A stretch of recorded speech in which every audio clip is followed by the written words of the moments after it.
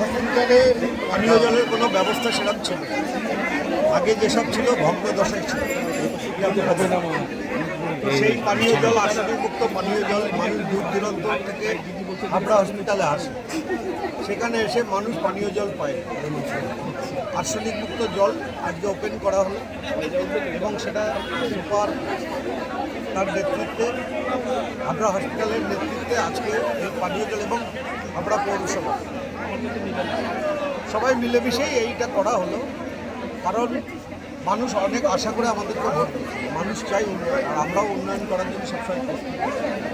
যেভাবে ভগ্নদশায় এগুলো পড়েছিল সেগুলোকে আবার ঠিকঠাক সেইভাবে আবার করা হচ্ছে, যাতে মানুষের এই তাপদাহর মধ্যে কোনো যাতে অসুবিধা না হয়, মানুষের সুবিধার জন্য, যারা পেশেন্টযুক্ত আছে তাদের সুবিধার জন্য।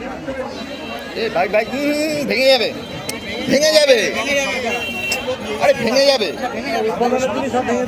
সবাই মিলে, কারণ সরকার উন্নয়ন করছেন, সরকারের সাথে সকলেই আছে, সকলে মিলেই এই উন্নয়ন হচ্ছে।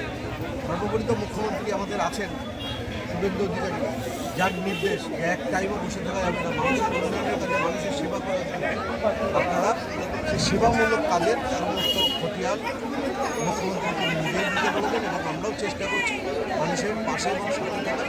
যার জন্য আজকে পানীয় জল আর্সেনিকমুক্ত পানীয় জলের রোগীদের বসার যে জায়গা বিশ্রামাগার তারও কি ব্যবস্থা করা হচ্ছে না? আপনারা দেখতে থাকুন, এই মাসের মধ্যেই হসপিটালের যে চেহারা ছিল অনেকটা পাল্টিয়ে গেছে, আর এই মাসের মধ্যে আরও অনেক পাল্টে।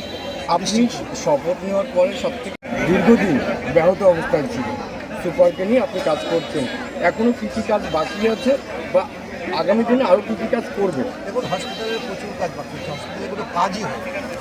সামান্য একটা পানীয় জল, যে পানীয় জল মানুষ, রোগীর পরিবার এসে একটু জল খাবে, সেই জলের ব্যবস্থা এখানে ছিল। তো হসপিটালে কোনো ইনফ্রাস্ট্রাকচার বলে কিছু ছিল না, পেশেন্ট আসতো, রেফার হতো।